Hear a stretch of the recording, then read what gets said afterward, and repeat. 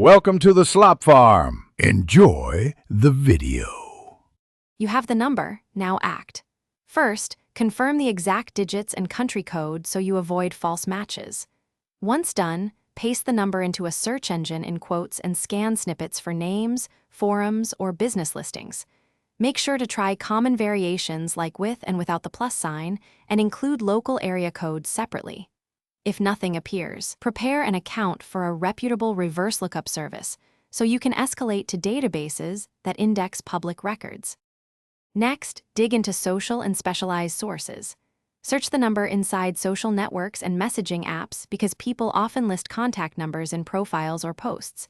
Use quoted searches plus site, Facebook.com.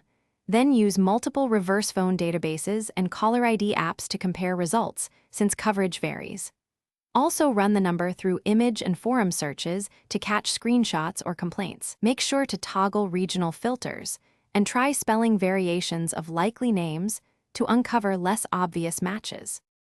Finally, confirm the identity with corroborating evidence.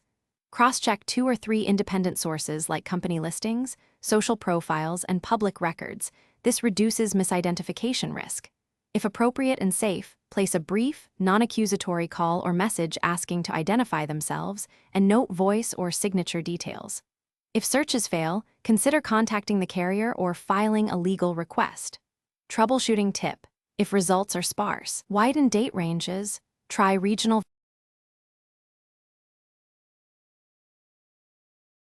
Thanks for watching. Consider subscribing if we helped you today.